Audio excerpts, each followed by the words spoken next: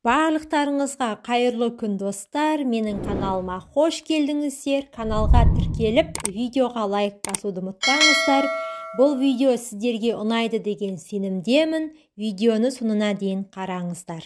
Бүгін сіздерге садақаның пайдасы жөнінде ақпараттармен бөлісетін боламын. Алла разылығы үшін жасалған әрбір іс пен берілген затты садақа дейміз. Берілетін садақаның үлкен кішісі болмайды. Не берілсе де ықыласпен, Алла разылығы үшін берілуі қажет. 10 қолың бергенді сол қолың көрмесін хадисіне сәйкес, берілген садақамен жасалған жақсылықты жасырын жасау ең абзал амалдардың бірі. Құран кәрімде 200 жерде Алла жолында садақа беру, мал сарп ету жайында баяндалады.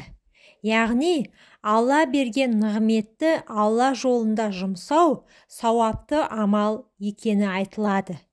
Шексіз нығмет иесі болған Алла табиғатында өзгеге жәрдем ету, барын бөліп беру сезімін жаратқан. Жасалатын жақсылық істің садақа болуы үшін діни тұрғыдан 3 ерекшелікке ие болуы керек. Бірінші, мұқтаж жанға беру. Екінші, Алла разылығы үшін берілуі. Үшінші, берілген садақа өз мүлкінен адал табысынан болуы тиіс. Садақа берудің 10 әдебі. Бірінші, садақаны шын жүректен, ықыласпен беру керек. Екінші, садақаны адал еңбекпен тапқан ақшадан беру. Біреуден тартып алған, харам келген ақшаны садақаға беру күнә арқалатады. Үшінші, садақаны мұқтаж жандарға беру. Ал мұқтаж жандардың қатарына жағдайы нашар жандар, жетім жесірлер, қарызға белшесінен батқан адамдар кіреді. Төртіншіден, садақаны өзіндегі мал дүниенің ең жақсысынан беру.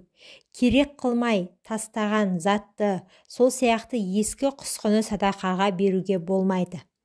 Бесіншіден, садақаға өзіңе ұнамды, қымбат нәрсені беру. Өзі қатты жақсы көретін нәрсені садақа ету сауапты арттырады. Алтыншы, берген садақасын міндетсінбеу, қайырымды іс жасап тұрған жөн. Өзінің садақа беруге мұқтаж екенін білгені жөн. Жетінші, садақаны жағдайы төмен өз туыс-туғандарынан бастау. Сегізінші, садақа бергені жайлы жасырып ұстау, яғни беретін ниеті туралы, садақа бергендегі амалы, берген соң ешкімге тіс жармауы тиіс. Тоғызыншы, садақа беру шүкірлік ету. Алланың сізге берген нығметін сезіну деп біліңіз. Оныншы әдебі, берген садақасын қайтып алмау, оны қайтару шариғаттағы ең жиіркенішті амалдардың бірі болып есептеледі. Садақаны сауында бер деп халқымыз айтқандай садақа берудің маңызы ерекше. Садақа беру ежелден қазақтың дүние танымында қалыптасқан әдеп. Бабаларымыз садақа берудің ерекше мән беріп келген. Ал садақа беру исламда сауапты амал ретінде көптеген аят хадистерде айтылады. Аз болса да, көп болса да садақа беруді ұмытпаңыздар. Себебі ол 10 жерде мадақталған. 5-еуі осы дүниеде, ал қалған 5-еуі ақыретте. Дүниедегісі. Садақа берумен мал тазаланады. Садақа берумен күнә кешіріледі. Садақа ауру пәле жаланы қайтарады. Садақа берумен кедей міскінді қуантасыз. Садақа берумен малдың берекеті кіреді. Ақыреттегісі. Садақа қияметтегі аптапта есіне көлеңке болады. Садақа берген есеп қисаптан жеңіл өтеді.